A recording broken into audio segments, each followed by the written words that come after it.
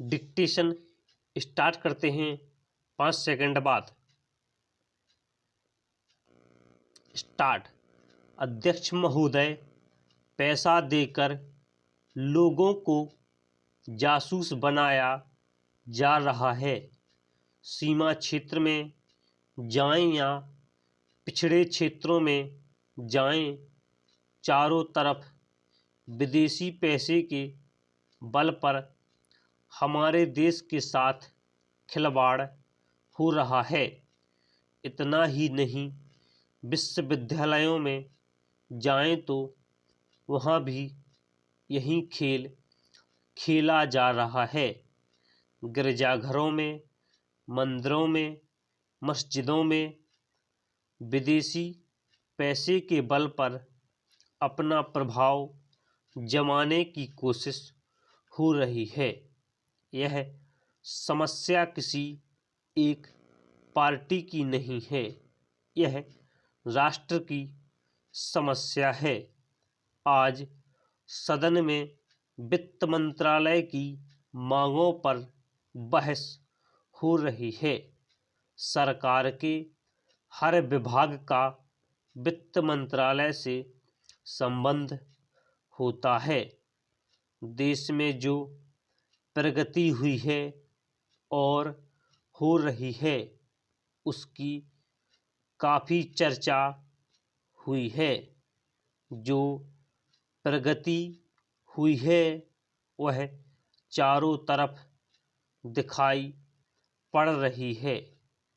कम से cum rail विभाग में तो काफ़ी प्रगति दिखाई पड़ रही है।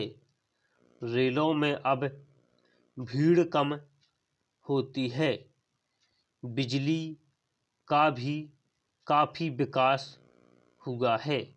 लेकिन देहातों की तरफ हमारा जो दृष्टिकोण है उसको देखकर कुछ कष्ट होता है। अभी जो जनगणना हुई है उसको देखने से मालूम होता है कि शहरों की जनसंख्या अधिक बढ़ी है।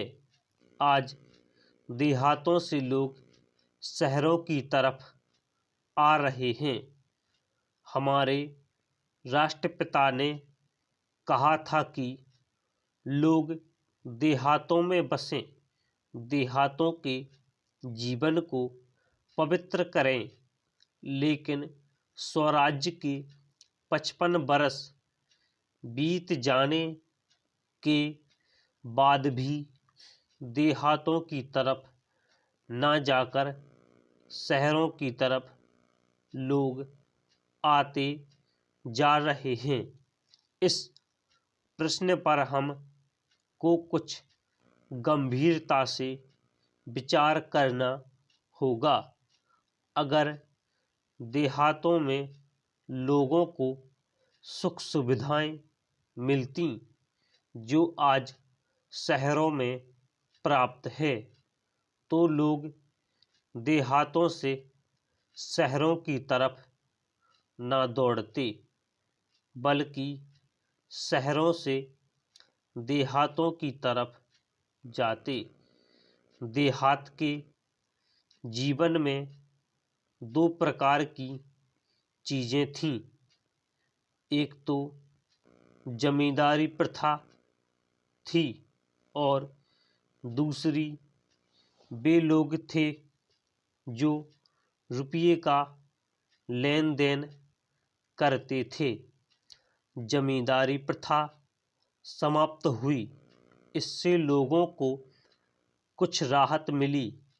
जहाँ तक रुपये के लेन देन का प्रश्न है, पहले 25% तक का ब्याज लिया जाता था।